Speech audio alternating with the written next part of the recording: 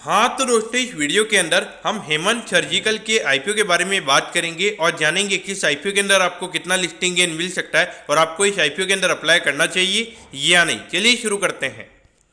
तो देखिए, सबसे पहले हम ये जानेंगे कि ये कंपनी क्या काम करती है। तो देखिए, 1989 में ये कंपनी स्टार्ट हो गई थी, यानी कि ऑलमोस्ट अगर आप देखोगे 30 ईयर्स से ज़्यादा ये कंपनी को स्टार्ट हुए हो चुके हैं।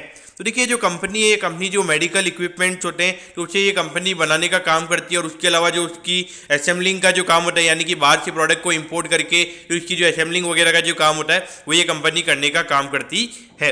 अगर हम कंपनी के कुछ प्रोडक्ट्स वगैरह की अगर हम बात करेंगे तो देखिए, जो रेनल केयर हो गया, कार्डियोवास्कुलर डिसीज हो गए, फिर उसके अलावा रेस्पिरेटरी डिसीज हो गए, तो ये जो भी इससे रिलेटेड जो भी मेडिकल इक्विपमेंट्स होते हैं वो ये कंपनी सेल करने का काम करती है। तो देखिए, जो कंपनी असेंबली वगैरह करती है तो वो प्रोडक्ट कहाँ से ये कंपनी इंपोर्ट करती है। तो देखिए, जापान हो गया, चाइना हो गया, फ्रेंच हो गया और ऑस्ट्रेलिया, ये 4 कंट्रीज से मेन यहाँ पे जो कंपनी के जो असेंबली वाले प्रोडक्ट्स हैं वो मेन यहाँ पे कंपनी इंपोर्ट करने का काम करती है।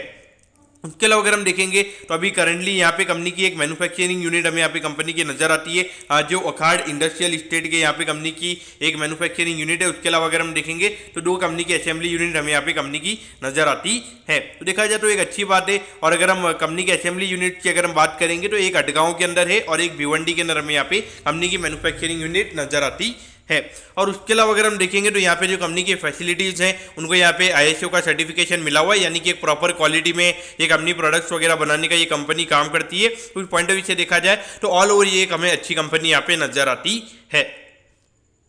अब अगर हम ऑब्जेक्टिव की अगर हम बात करेंगे, यानी कि जो आईपीओ से कंपनी को पैसा मिलने वाला है उसे कंपनी कैसे यूटिलाइज करने वाली है, तो देखिए यहाँ पे कंपनी कैपेक्स करने वाली है, यानी कि जो एडिशनल प्लांट एंड मशीनरी है तो उसको यहाँ पे कंपनी इंस्टॉल करेगी। तो मेन यहाँ पे उसके लिए कंपनी का आईपीओ आ रहा है। और उसके अलावा यहाँ पे आईपीओ से जो रिलेटेड जो कंपनी का एक्सपेंसिव लगेंगे वो भी कंपनी इसी से यूटिलाइज करेगी। और थोड़ा बहुत यहाँ पे वर्किंग कैपिटल के लिए, यानी कि जो डेली टू डेली कैश के रिक्वायरमेंट्स होते हैं उसके लिए यहाँ पे ये कंपनी का आईपीओ में आता हुआ नजर आ रहा है। अब अगर हम कंपनी के प्रमोटर्स की अगर हम बात करेंगे तो देखिए, हंस कुमार श्यामजी शाह, उसके अलावा कौशिक हंस कुमार शाह और उसके अलावा अगर हम देखेंगे तो हेमंत प्रफुल्ल शाह करके हमें यहाँ पे ये कंपनी के प्रमोटर नजर आते हैं। तो देखिए, कंपनी का नाम भी हेमंत सर्जिकल करके ही है। मेरे ख्याल से ये जो हेमंत जी है मेन इन्होंने यहाँ पे ये कंपनी को स्टार्ट किया होगा।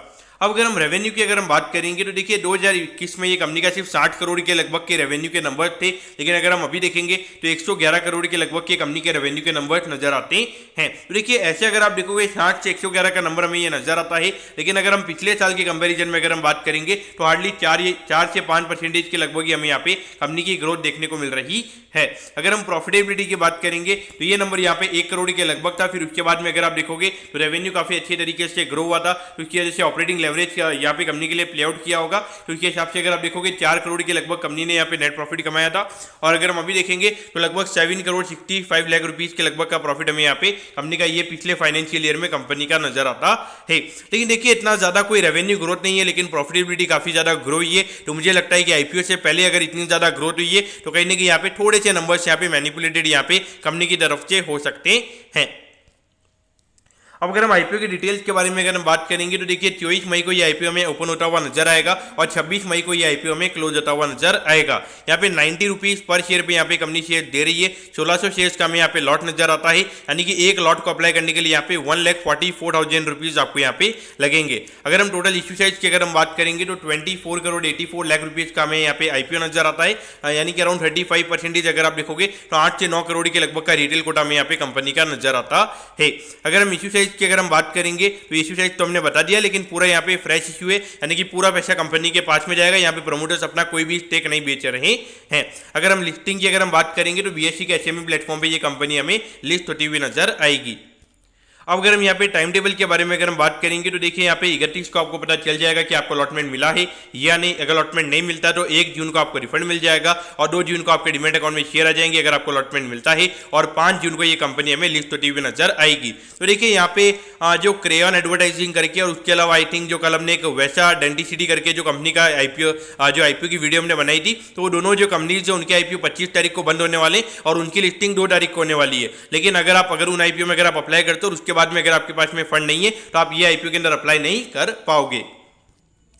अब अगर हम यहाँ पे कुछ वैल्यूएशन के पैरामीटर्स की अगर हम बात करेंगे, देखिए लगभग अगर हम देखेंगे तो लगभग 90 से 95 करोड़ के लगभग के मार्केट कैप पे कंपनी का आईपीओ आ रहा है। और अगर हम 7 से 7.5 करोड़ के लगभग की प्रॉफिटेबिलिटी अगर हम मान के चलेंगे तो लगभग 12 से 13 का पी रेशियो में यहाँ पे कंपनी का नजर आता है। लेकिन देखिए पिछले साल की अगर हम ग्रोथ की अगर हम बात करेंगे, कोई ज्यादा रेवेन्यू ग्रोथ नहीं है, लेकिन पिछले साल में हर इकोनॉमी में इतने ज्यादा अगर आप देखोगे तो ओवरऑल अगर हम जीडीपी वगैरह की भी अगर हम बात करेंगे, ओवरऑल मार्केट की अगर हम बात करेंगे तो कोई ज़्यादा ग्रोथ नहीं हुई थी। वहाँ पे भी एक नॉर्मल काइंड ऑफ ग्रोथ अगर कंपनी ने दिखाई है। और अगर वैल्यूएशन की भी अगर हम बात करेंगे तो कोई ज़्यादा एक्सपेंसिव नहीं है। तो इस रेट पर जिस वैल्यूएशन पे कंपनी का आईपीओ आ रहा है, तो मुझे लगता है कि यहाँ से पैसे खोना मेरे ख्याल से यहाँ पे खोने को कुछ भी नहीं है। मेरे ख्याल से यहाँ पे एक अपसाइड काफ़ी अच्छा हमें यहाँ पे कंपनी के अंदर नजर आता है। और अगर हम आरओसी वगैरह की भी अगर हम बात करेंगे, आरओई की भी अगर हम बात करेंगे, तो रिटर्न रेशियोज यहाँ पे काफ़ी अच्छे हैं। और मेरे ख्याल से इसका रीजन होगा कि जो एसेट टर्नओवर है, यानी कि आपका जितने का एसेट ज्यादा आप काफी ज्यादा टर्नओवर कर पा रहे हो, और इसीलिए आपके यहाँ पे रिटर्न रेशियोज काफी अच्छे हैं। और डेट टू इक्विटी की भी अगर हम बात करेंगे 0.3 का डेट टू इक्विटी है, और यहाँ पे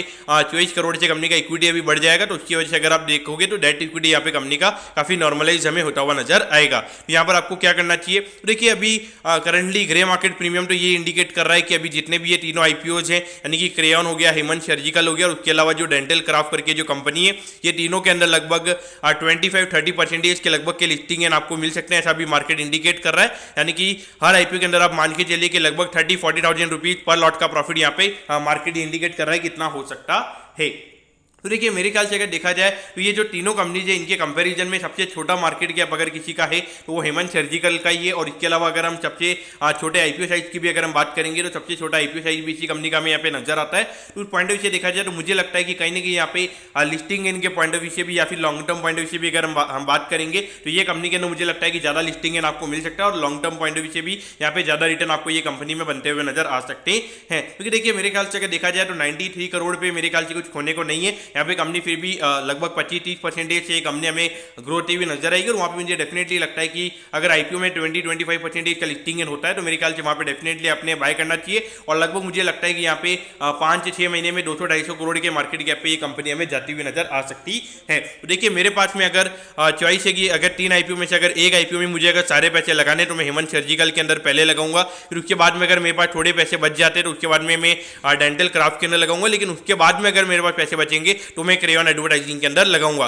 लेकिन मेरे ख्याल से मुझे लगता है कि क्रेयॉन के अंदर यहाँ पे कोई लिस्टिंग गेन के अलावा कोई पैसा बनने वाला है, लेकिन उसकी हवा मार्केट में बहुत फैल गई है। लेकिन मुझे क्रेयॉन एडवर्टाइजिंग के कंपैरिजन में हेमंत सर्जिकल और उसके अलावा जो दूसरी कंपनी है वैसा डेंटिस्ट्री करके, वो दोनों मुझे काफी अच्छी लगी। क्योंकि ग्रोथ पॉइंट ऑफ व्यू से भी ये कंपनीज के अंदर ग्रोथ काफी अच्छी है। ऐसा लग रहा है कि नंबर ज्यादा स्पेकुलेटिव नहीं है, और यहाँ पे जिस वैल्यूएशन पे इन कंपनीज के आईपीओ आ रहे हैं तो वहाँ पे कोई ज्यादा कुछ खोने को भी नजर नहीं आ रहा है। उस पॉइंट ऑफ व्यू से मेरा ये फर्स्ट 2 चॉइसेस ये आईपीओ मेरे लिए रहेंगे।